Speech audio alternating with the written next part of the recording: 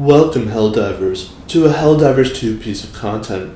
As is tradition with Helldivers 2 videos, I am commentating over this, so I must stand in front of the camera and emote to convey to you, the viewer, that I'm indeed talking to you.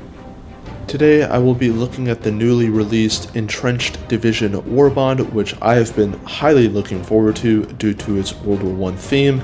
I thought the theme fit very nicely with Helldivers, even if it's temporally inconsistent. And one thing I will be discussing about, is it fun? Is it functional? And let's slap some nice colored letters to be very decisive and conclusive. I don't know anyone. Well, let's get straight into it. This is a premium warbond, and with any premium warbond, this will cost 1,000 super credits. It was released with 3 weapons, one of them being in the superstore only, that being the sweeper shotgun, and that will set you back an additional 400 super credits. So, to get the full package of fun in this warbond, you will need 1,400 super credits. As Helldivers 2 is primarily a horde-based shooter, Helldivers will primarily be using firearms to eliminate the enemy. So, let us evaluate the weapons first. All testing was conducted using base attachments and at difficulty 10. The SMG/FLAM-34 Stoker is the newest addition of a submachine gun to Helldivers armories. It features the lowest in-class fire rate and packs a decorous punch. It also boasts an underbarrel flamethrower, which your enemies may find to be indecorous. Its properties lie somewhere between the Defender and the Reprimand, where the fire rate and one-handed mobility is similar to the Defender, but the performance leans towards the Reprimand. There are some things Helldivers should know with this weapon. Firstly, its iron sights are not ideal, with the front post being very tiny and the rest of the weapon covering the screen. Using a scope is strongly recommended. Its handling is also terrible, as it suffers from egregious after-sprint sway and weapon bobbing while walking aimed down the sight. And lastly, if you dive directly backwards when using the flamethrower attachment, there is a non-zero chance that you may set yourself on fire. Positioning is everything for this weapon, much more than most. You need to find the golden range. Get too close, and the fire rate becomes punishing. Stand too far away, and that cursor is going to look like an overlay of an F1 track, and you're going to hit Zippo. Against the automatons, it is a very viable option. Dealing 130 damage per shot, it is a one-shot headshot on medium enemies like Devastators and Berserkers, and it can also clean up chaff units in 1, sometimes 2 shots max. On cyborgs, it takes some time to remove their armor, but their heads go pop in a few shots afterwards. If any unit decides to get too close, none can withstand a steady stream of flames. For every light pen enemy that automaton faction has to offer, the Stoker says the Sten gun wishes it were me. If you don't miss your headshots, the Stoker is a B+.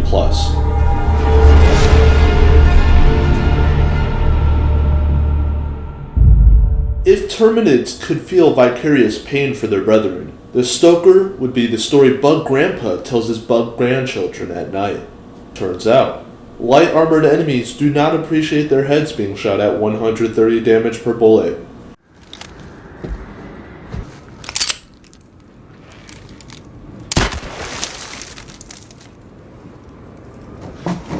Four measly bullets, and there goes Senor Bob. It shoots well against the smaller enemies, it punishes weak points, and due to how close the bugs usually get, accuracy and sway won't matter as much, but also due to how close the bugs can get, you don't want to get stuck with the fire rate at point blank range. Shoot whatever you can, the flames can help you get out of a situation over time, and they can also be an option against the heavier enemies, meaning in just one weapon, there is at least an option for every single enemy in the faction. It is also a B+. Wow, I feel good. Unfortunately, the Stoker does not fare as well against the Illuminate. It's good against Voteless, it can deal damage and immolate flesh mobs, but that's about where its effectiveness lies. Against the actual Illuminate, it struggles, with their armor requiring consistent shots and them being very evasive in behavior, it makes it quite challenging to perform well with a high sway, low rate of fire, accuracy not that great while moving SMG. The flamethrower gives some grace in slowing down overseers, but with elevated overseers, they will always attempt to maintain a 10-meter distance away from your Helldiver. If you are unaware of the flamethrower's properties, engaging in close-range combat is usually of top priority. I'd honestly go for a C+, but I think there's some saving grace. So, in the spectrum between C+ and B-, I will round up to a B-.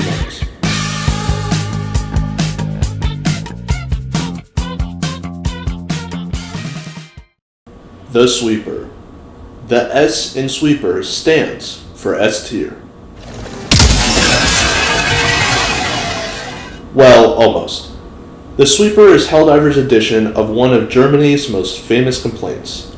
Holding down the trigger, your diver can slamfire it and deal deletion levels of medium pen damage in seconds. Against automatons, its tight spread, even without the full choke attachment, can destroy weak points, remove limbs, and have the cyborgs reclassify their augmentations as degradations. I would recommend going for weak points because sometimes enemies' torsos can take a few shots and the process can be inconsistent. You only get so many shells in the magazine. For bugs, it removes heads and can eliminate hive guards in 2 shots. Alpha commanders will basically be headless at birth. And for the Illuminate, it overkills voteless, it can help dispatch flesh mobs relatively quickly, but most importantly, make sure to yell "pull" when shooting the elevated overseers. The Halo shotgun wishes it were it, and the halt becomes the halted. Both are never to be seen again. The only limitation is that you're going to need a bigger tube.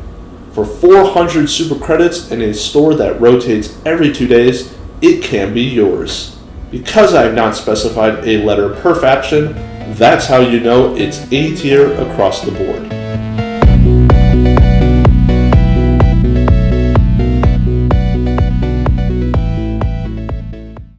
The P69 Veto, a self-loading, jet-propelled round pistol that, dependent on the user, can be fired at a very high rate of fire. Functionally, it is a mini jar dominator. Practically, it is a niche pistol with some of the worst iron sights imaginable. Its main feature is that it can stagger enemies. More on that later. It features a unique reloading process where, with its 12-round magazine, it's exclusively loaded in 6-round stripper clips. With a few hardy pings, we're on our way. As I have mentioned before, the stagger feature is why a Helldiver might select this pistol over others, generating enough force to interrupt enemies' movements and/or attacks. At 105 medium pen damage, this pistol requires 2 headshots for medium enemies, but is effective enough at clearing chaff in singular shots. Against cyborgs, it can interrupt their movement and pop heads quickly. Unfortunately though, this all has to be done without being able to aim down the sights effectively, and while the stagger isn't enough to turn the tides of a situation, its general effectiveness against chaff and stagger potential against medium enemies and cyborgs lands it at a B-.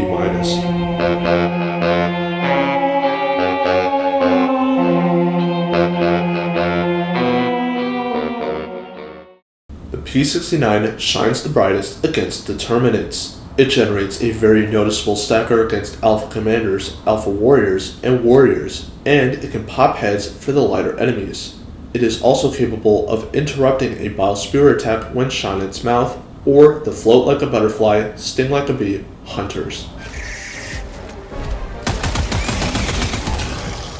It does everything that such a panic pistol would need to be able to do. Keep enemies off of you when your primary weapon is out. Performance-wise, I would probably classify this pistol as B tier, but that stagger can be darned effective. And as long as I'm armed with 12 shots of liberty, will there be 12 dead bots? B+.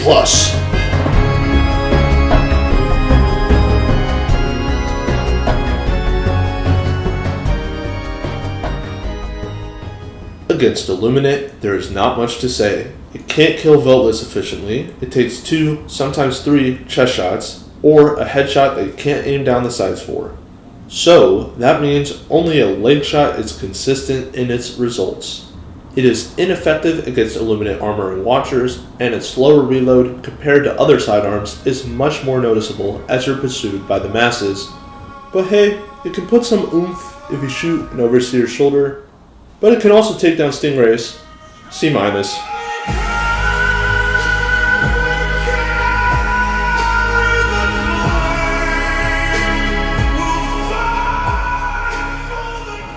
With the firearms now covered, it's time to evaluate the drip. And oh boy, drippy it is. There are 3 new armor sets: the Sapper, the Commandant, and the Bulwark, the latter being only available in the Superstore like the Sweeper Shotgun. Let me just say, there is nothing like it being outfitted in World War I like retro gear facing off in a galactic conquest. Whether you're the infantryman, the commander, or the sentry, there is a role for everyone. Firstly, all 3 sets of armor receive a 50% explosive resistance bonus. That means the unique traits are that the Sapper can carry extra grenades, Commandant receives an additional 25% gas resistance and 30% sidearm recoil reduction, and the Bulwark receives a higher armor rating. Let's start off with the Sapper. The Sapper is a solid choice against the automatons. For enemies that launch grenades and rockets, resistance against this is fantastic. The carrying extra grenades pairs really well with thermites and the newly released Giga grenade. There's not much else to say. Medium armor, a good defensive and offensive bonus, A tier. Against Terminids, it also benefits, but not as much. The main sources of explosive damage a diver might receive are Spewers' mortar attacks and spore ruptures upon killing enemies such as Spewers and spore chargers. The extra grenades can absolutely be an effective option. Pair it with gas grenades, medium grenades, or thermites and you can become an effective killing or bug hole closing machine. However, if you're looking for the extra grenades, there might be better passes out there. I'm giving it a solid B tier.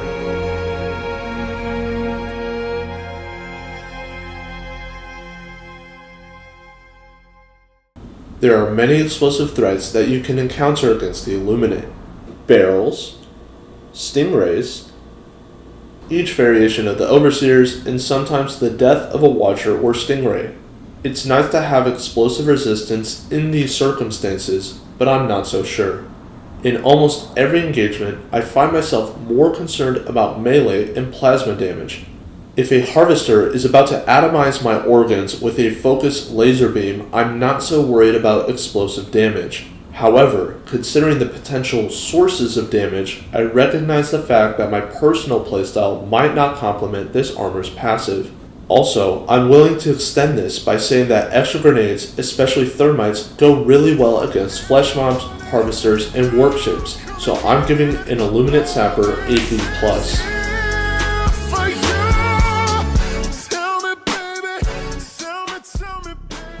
Commandant.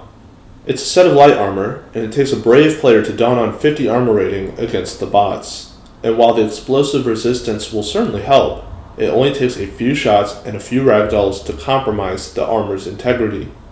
Gas resistance and sidearm recoil reduction can help in reducing damage from friendly gas and placing more accurate shots, respectively, but I just feel naked the whole time. It's especially unfortunate because making sure those clankers know who the boss is as you dispatch them with the Senator or Talon shots in the drippiest armor possible can only be described as galactic levels of swag. Unfortunately, at Zamboni Eternal Incorporated, we're rating based on functionality, and a separate fun letter will be provided. I'm thinking C+, but that explosive resistance is really actually good for a 50 armor, so I'll give it a B-.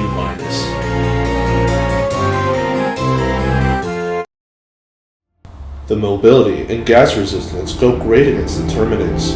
Use crowd control grenades or the Mortar keep the Horde's attention away from you. Then, any panic sidearm or heavy hitter sidearm will make sure heads will pop, and that claws stay away from you. It pairs great with the new P69 Veto in that you're hitting more shots and staggering more enemies, keeping them away from you. All of this is worth sacrificing armor rating, and once again, while their puny bug brains will never understand the levels of drip before them, may your shots stay true. A-.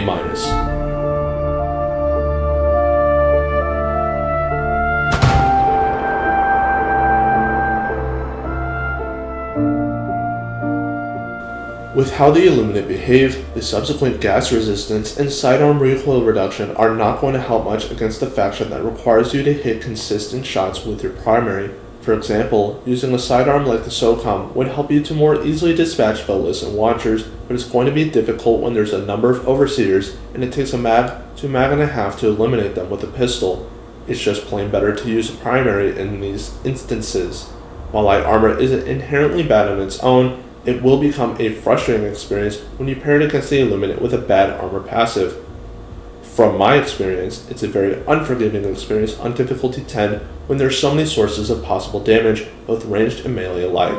It's C tier.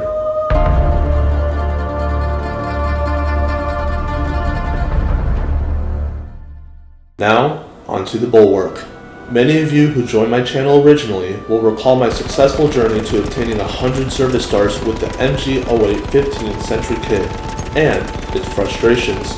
Therefore, most of you can probably deduce by now that I have been highly looking forward to donning this set of armor.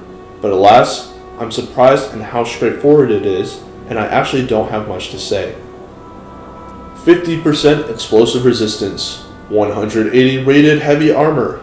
It is the new meta against the bots. There's plenty of events you can survive now from the top of my head. Berserker swipes, getting ragdolled, because every other time you would get ragdolled, you'd perish. But this time you can survive. You can cook a grenade in your hand, have it explode in said hand, and live. When you have 20,000 lasers shooting at you, you'll also survive that. Vox engines? Question mark? Just make sure to go prone first. All I need is an expendable heavy machine gun that you handle like a minigun but you can move with. No explanation needed. It is S tier.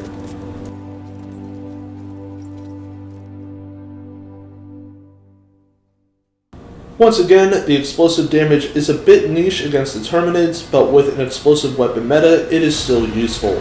However, the 180 armor bonus cannot be ignored.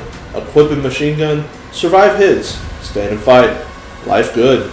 A tier.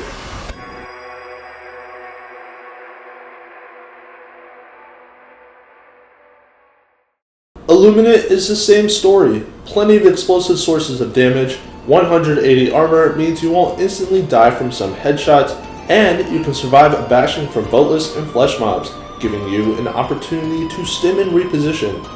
Though, the mobility and stamina decrease can be a bit punishing against a faction that, ironically, requires a good amount of mobility and stamina.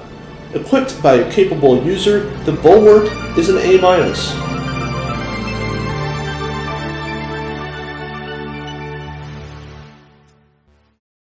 To conclude this review with the equipment side of things, we got a new shovel, a gas mortar sentry, the Giga grenade, and the Cremator flamethrower. Starting off with the shovel, it's yet another piece of melee equipment in a horde shooter. It's something we're going to bring, knowing both the challenges and dangers ahead. I'm sure going up against a faction possessing ranged weapons, explosives, and flamethrowers will go very well.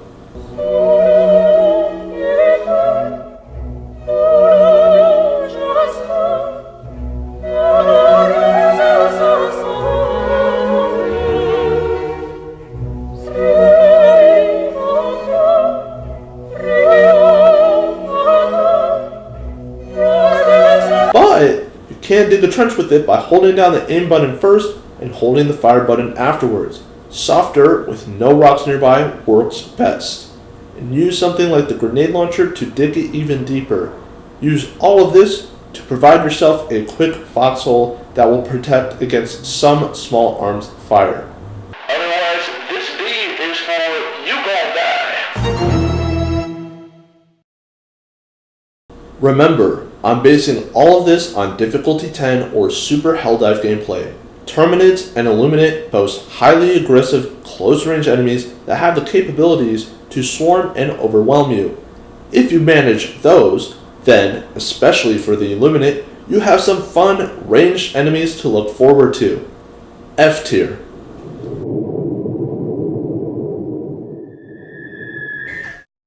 The Gas Mortar Sentry. It functions the exact same for every faction, that being, crowd control rounds are launched from long distances. Upon impact, gas clouds will disorientate and cause caustic damage. I was heavily looking forward to this Sentry as I'm a massive fan of the gas weaponry in this game, less one, and it does not disappoint. There's two major limitations to it.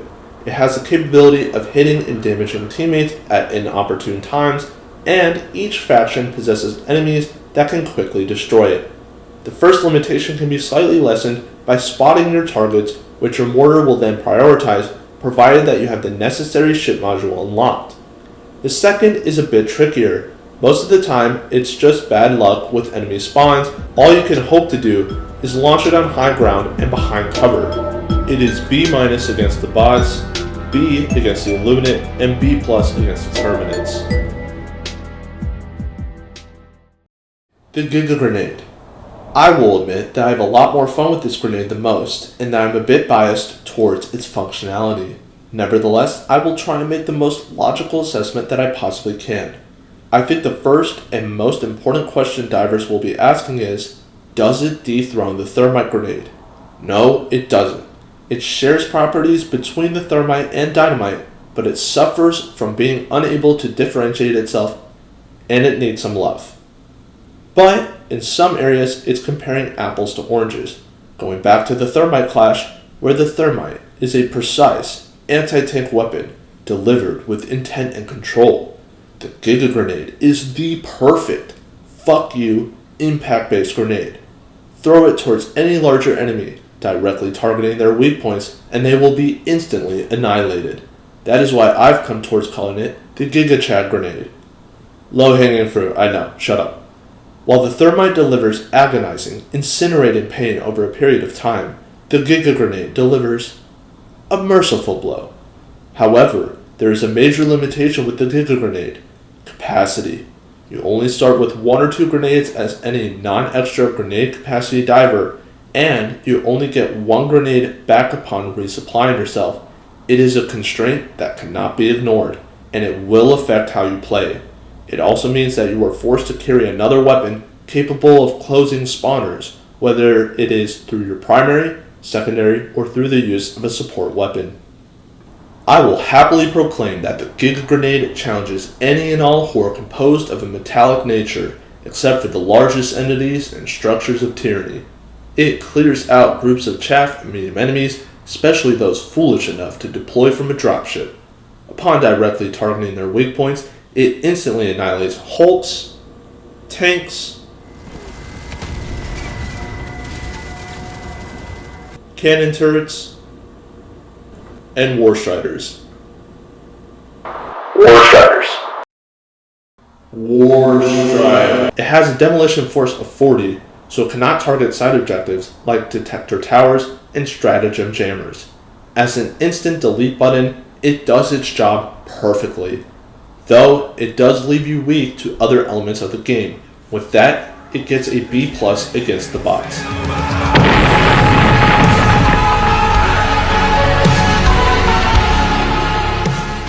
There are a few specific situations where the Giga Grenade shines against the Terminids, clearing out clusters of spewers, destroying structures like bile-timed holes, and most importantly, deleting chargers and impalers.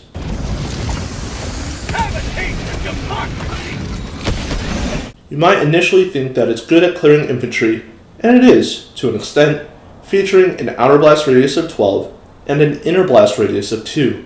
But this means that most of the potential damage is quickly lost, nearing the edge of the blast. This makes the Giga a niche grenade against the bugs. It can't close bug holes, but is best left off to destroying spore spewers,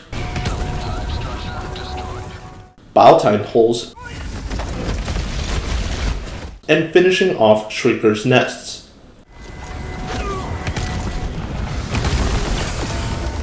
It is something you need to be careful when using, as there are many "I'll save you, Mr. President" life forms looming within the fog. Ultimately, though, it's a massive amount of fun. Players I sometimes play with can attest to the bouts of maniacal laughter I've displayed upon seeing a rapidly approaching charger and be amazed as the multi-ton beast proceeds to do cartwheels in the air just mere moments afterwards, somehow faceless.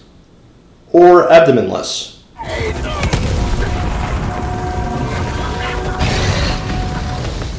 Curious how that happened.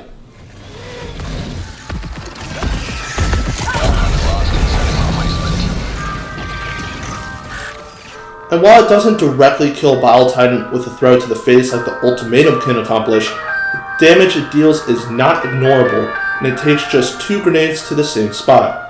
The Giga grenade gets a Giga B-.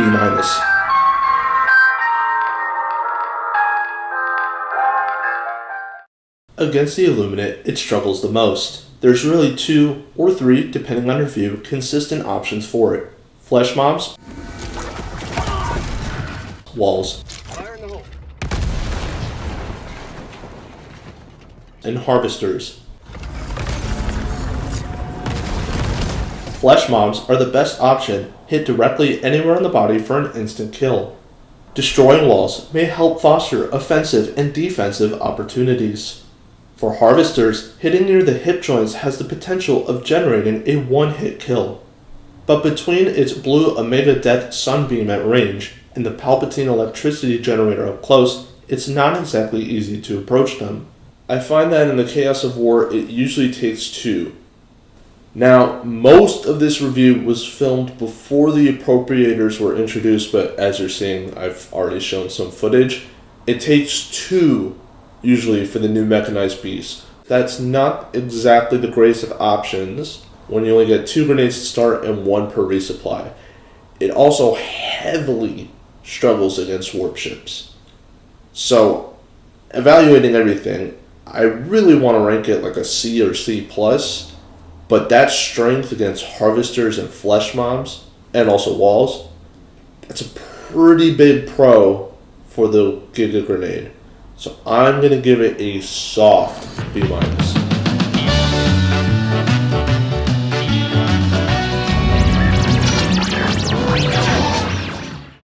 With that, we reach our last piece of reviewable material, the Cremator. I didn't intend to save the best for last, but I guess I did. If you play Helldivers for killing potential and using the best equipment, you will be purchasing this Warbond for the Cremator.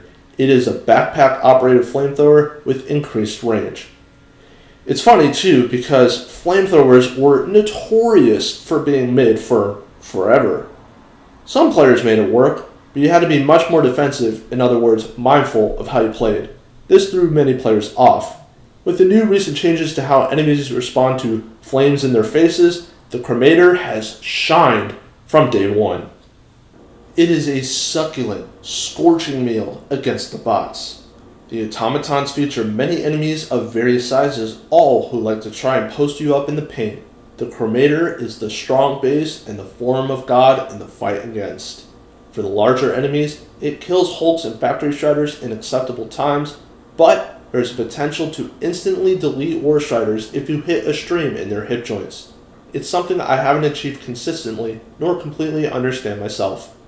But it's great nonetheless. For tanks, if you get right up close to their sides and shoot through the side panels, there's also a chance they will quickly perish. And for the melee-based enemies, may the flames they are slowed by represent a new age, where metallurgical-based abominations accept liberty's incandescent embrace.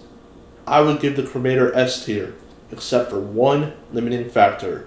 In Helldivers, the physics engine is actually quite impressive. The flamethrower behaves like an actual liquid-based flamethrower and operates as a cone in the game's coding. This means that there is a tendency for the flames to splash back on you if you're operating said weapon at rapidly approaching enemies. For this, the Cremator receives an A+.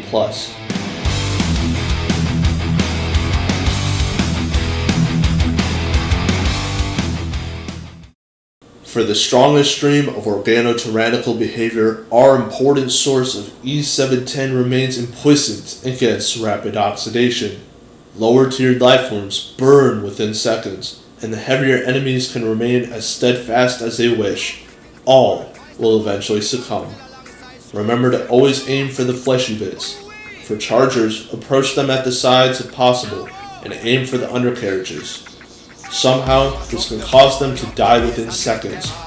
Also, a source of endless fun when the Giga grenade cannot provide. Bile Titans take even longer, but paired with a good team, they are extremely vulnerable. The Cremator is S tier in performance against Terminids, but is even more limited by the splash effects one can receive due to the enemy's close and personal nature. It is A tier.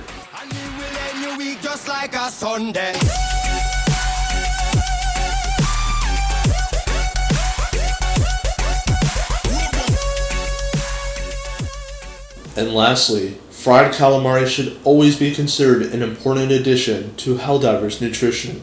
The Cremator kills every enemy effectively, and its confusion effect is particularly effective against flesh mobs and traditional overseers, exterminating them at acceptable times. Aiming for the undercarriages of harvesters, it can dispatch them at unprecedented rates. The problem is getting safely close enough to do so. Another limiting factor is that a good selection of the Illuminate base will attempt to maintain a certain distance away from you, like with Watchers and elevated Overseers, making close-range combat tricky. Cremator receives a health grade of A tier.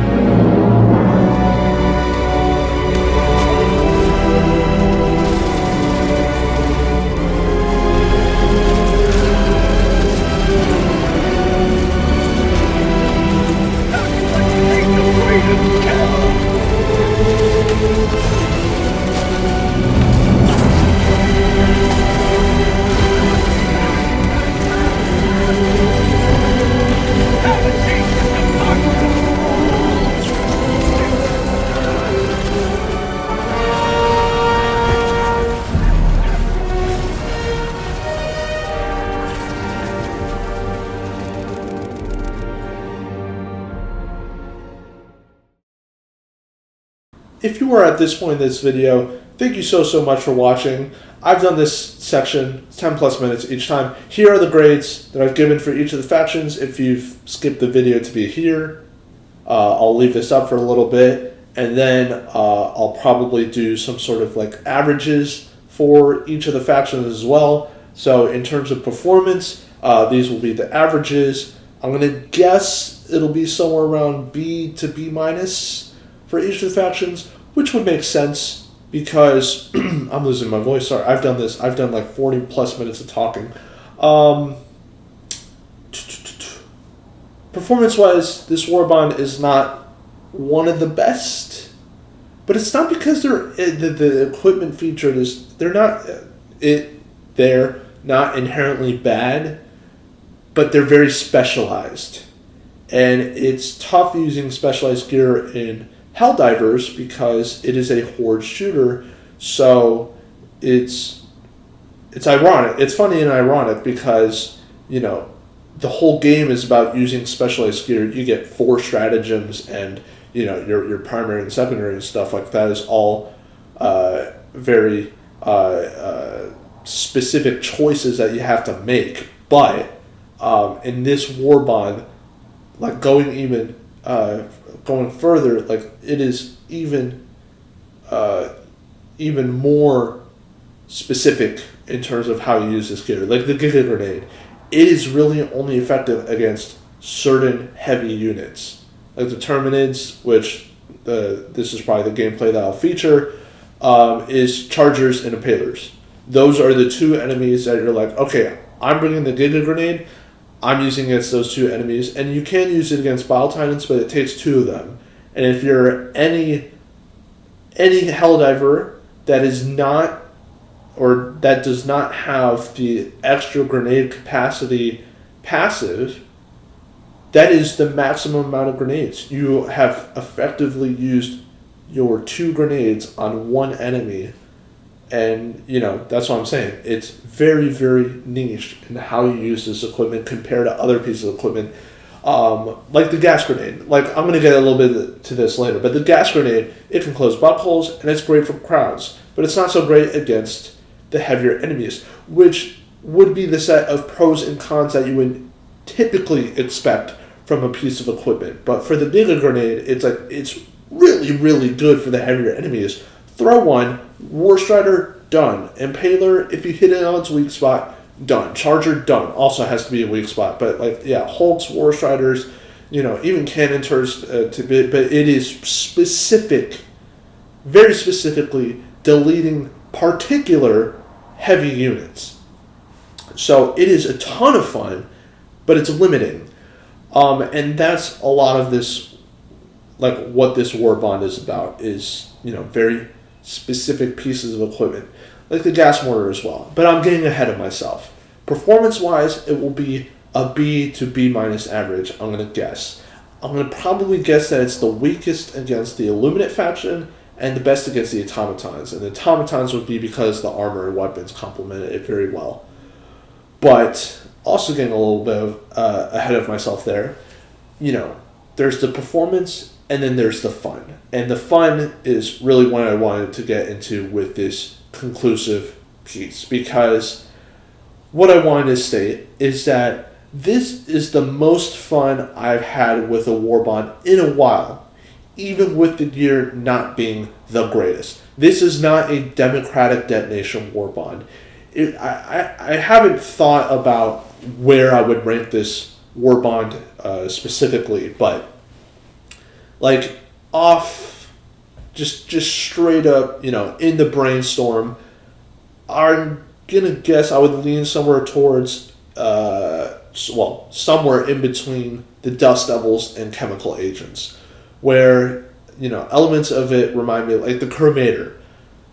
The Dust Devil Warbond Dust Devils Warbond features the Coyote Assault Rifle, where everyone would say that is the piece. When you are getting the Dust Devils Warbond, you are getting it for the Coyote Assault Rifle. And on top of that, you have some other great pieces of gear, like the Spear Gun, which is just effectively a rail shot, or a rail cannon shot, with a gas spear projectile instead. That's also a great piece of gear. It's specific, but it can also be general as well because of the gas properties, but it can close buttholes as well. So it's effectively a gas grenade launcher as well, to an extent.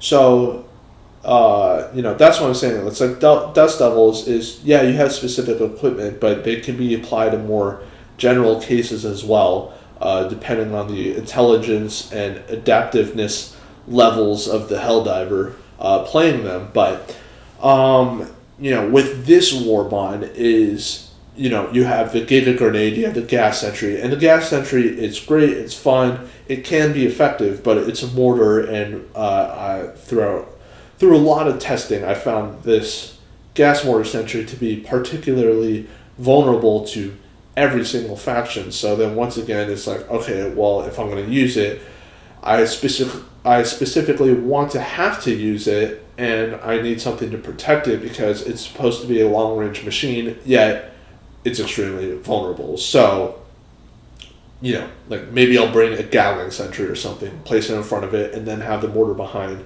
But now you're going out of your way to use this equipment compared to other Warbonds where you could generally use the equipment. Like if I had the Spear Gun right now, because I'm just going to assume that I'm showing tournament gameplay. Like if I had the Spear Gun right now and there was a charger approaching, just shoot the charger with the Spear Gun.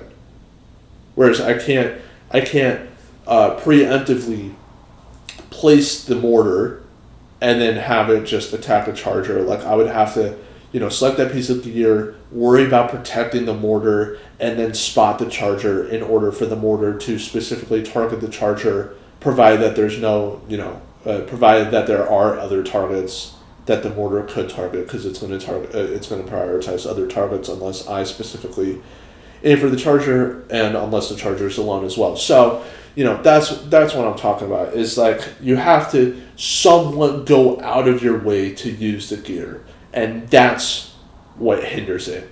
But using said gear, it is a great amount of fun. I don't know. I don't remember, at least, because as I said, I've done this 4 times now, at least, with each attempt being 10 plus minutes. So I have no idea what I said anymore. My voice is going, but the Giga grenade. I swear I just talked about the Giga grenade, but it is fun. It is fun to launch an impact-based grenade that basically destroys any heavier unit of the game, provided that you hit their weak point. Just boom. Kaboom. Even Granny's going. Kaboom. It's great. Kaboom Berg.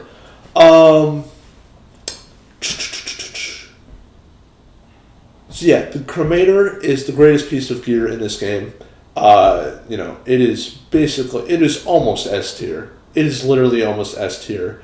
And in terms of fun, easy A tier, A to S tier levels of fun. But that's what I'm trying to say is, in terms of fun, I think you can turn this Warbond into, I would accept any range between B plus to A is what I would give for this Warbond. And if someone else was to say one of those letter grades, I would be like, boom, they know what they're talking about.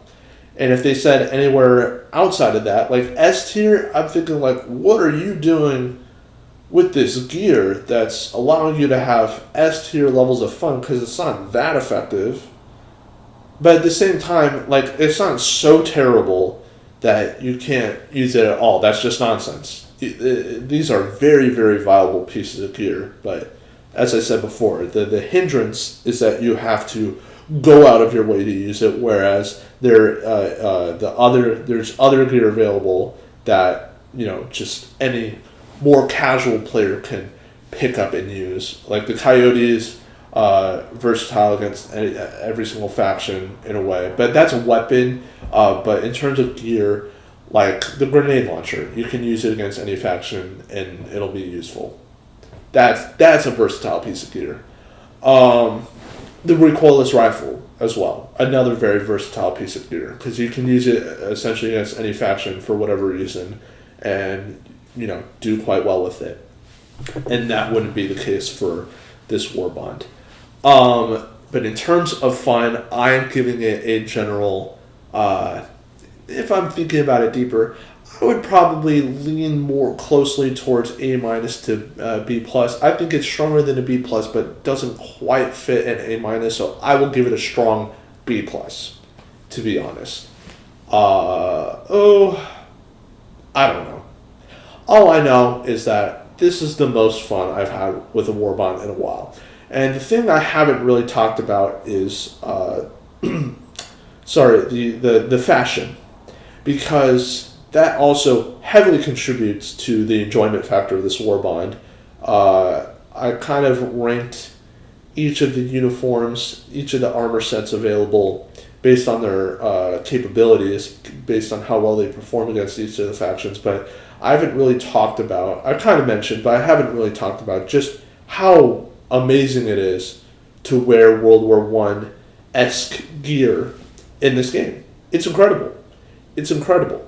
Put on a gas loadout and just start committing war crimes against robots, bugs, or aliens, and it's fantastic.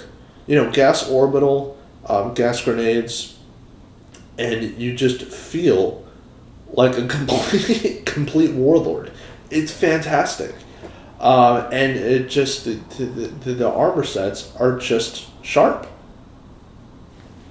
It's some of the most fun I've had with armor in a while, where they feature passives that aren't, they don't particularly accommodate my playstyle.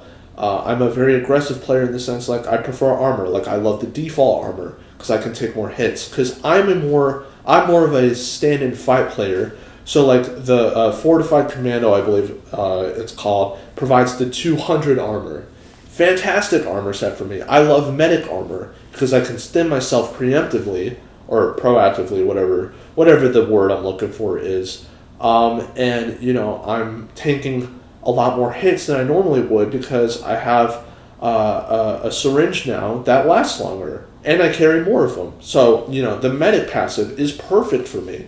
And, you know, usually I'm moving in a sense where I'm not taking as much explosive damage. Bots are pretty much going to take explosive damage regardless. So, like, for these new armor sets, that's a great passive to have because, you know, just having general explosive resistance is great against a faction that possesses explosives. So, yeah. But that's like the Bulwark armor really surprised me with the 30 extra armor because, well, I used 200 armor. Now I have a thing that has 50% explosive resistance. And I am a bug diver, but, you know, 180 armor is 180 armor. I've extensively, to the point where my platoon kind of got sick of me, used the Sentry kit in Battlefield 1, and that's what it reminds me of, and it's great. It is I think a solid A tier level of fun with these new armor sets. I would give the weapons generally like a B or B plus to use in terms of fun. Or I don't know if letter grades are the best way to describe it, but like I'm giving these armor sets like an 8.5 to a 9 in terms of fun out of 10. And the weapons are probably I would give a solid like 8 out of 10, maybe 7.5 to use. Because the P69, also a fantastic example of a very niche piece of equipment, because it is a staggering pistol.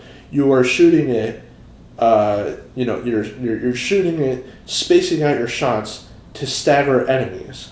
But you're playing a horde shooter where you're worried. One of the main concerns is about enemy numbers. You have to constantly check your surroundings so that you're not getting shot in the back, and that you're keeping all enemies that, you know, now you've gotten their attention, all enemies in front of you or in your cone of vision. So, you know, having a pistol that you need to space out your shots with, otherwise you're just at risk of using another spam pistol that now has stripper clip reloads, which you're going to be punished for compared to other spam pistols like the Verdict, the SOCOM, the Peacemaker to an extent. So, you know, and it's not like the Senator, where the Senator you just basically punish enemies with headshots and you can delete them, even holds in 3 taps. So, you know, it's a less general use, but you can make it to be an effective piece of equipment kind of scenario yet again in this Warbond. And, you know, that's a very, very, you know, prominent theme within this Warbond. So, yeah, overall gear. So the weaponry, I would probably give like an 7.5 to 8 out of 10. The Stoker is the Sweeper is really fun. The Sweeper is just slam fire. Reminds me of the Battlefield 1 trench shotgun, the Hellfighter shotgun or something like that. And you just slam fire it, and it's just effective.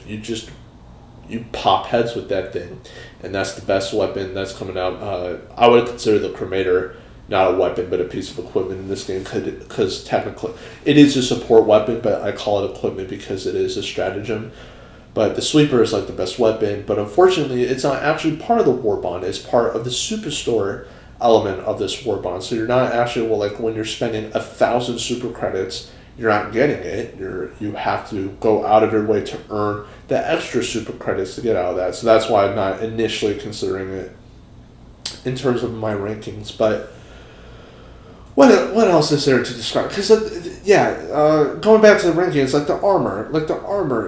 Yeah, I've already given the number, but you know, like the Commandant, you just look sharp, man.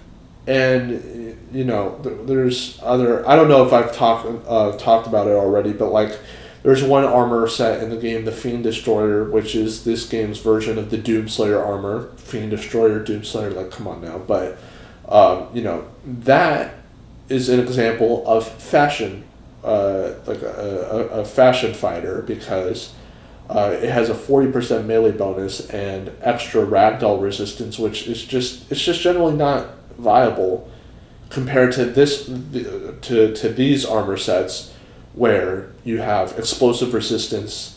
And the Commandant has like gas resistance and sidearm recoil reduction, which probably is better for like the revolvers, like the Talon and the Senator. But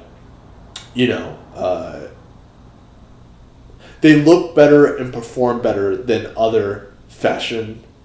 Like if you're a fashion diver, they're going to perform better, but they're weaker than your traditional like extra padding, your medic passives, your siege ready passives, that kind of stuff. So I was quite surprised in how just generally effective these sets are against all the factions, really. And the weaponry isn't too bad either. A lot of fun can be had, like the Stoker submachine gun. I was so surprised by the 130 damage, and it was, generally not the most amazing, but generally effective. It does have a high sway and stuff, but you can customize it. That flamethrower attachment is great as the underbarrel, and if you deck it out in like a black camo and put a scope on it, now you got a Star Wars E11 blaster. So it's great in that sense as well. It's a very, very good roleplay warbond. Like if you just want to feel like a World War I soldier in a galactic conquest, this warbond's great for that. And yeah, I don't know what else to say on all of this. I think I've pretty much spoken as much as could possibly, as much as possibly been spoken. But I'm quite tired. If that has not been apparent, this video has driven me crazy so far, and I'm very tired. So I profusely apologize. And if you are this far into the video, oh my god, I couldn't even imagine. Why are you this far into the video? Oh man, too funny.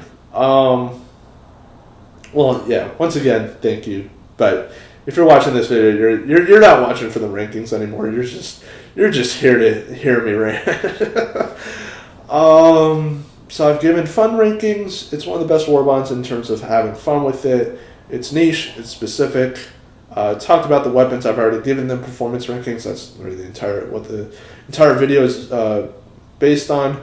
I don't need to talk about anything more specific. I think that pretty much has it covered.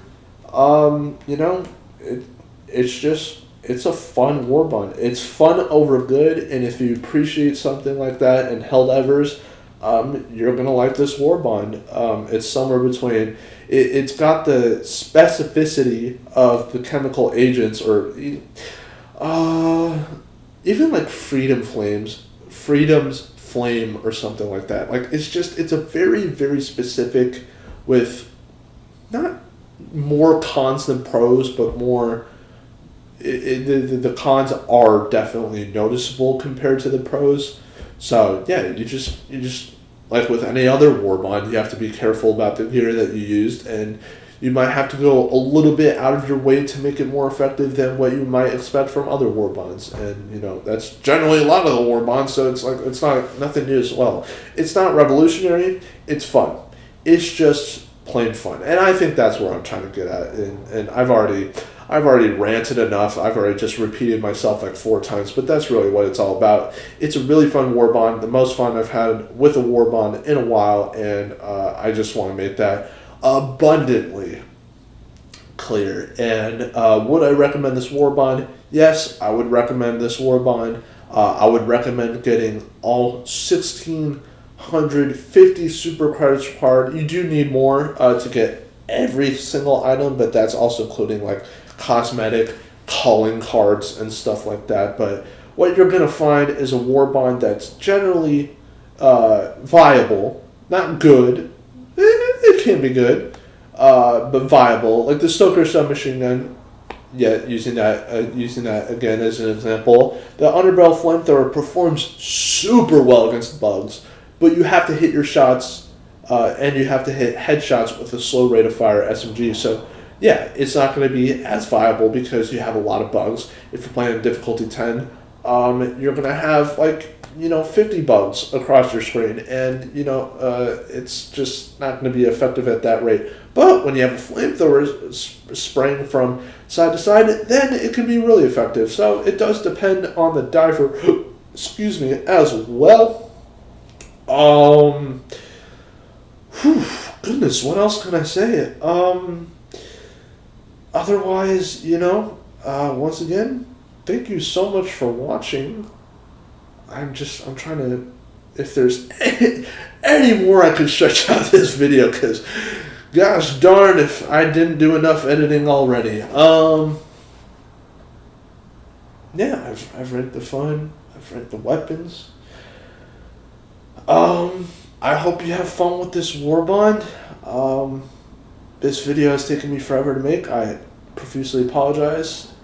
And be well, be swell. I hope you have a good day. Thank you very much for watching. Enshrouded by stores, a hero rests.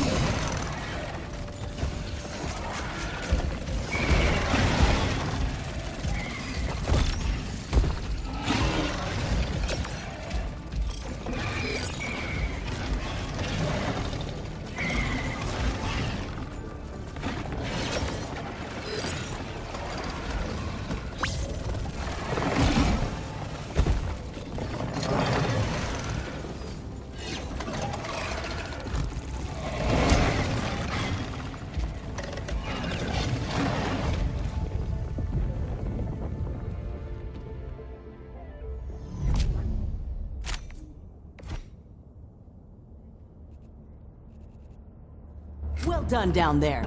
The gloom will be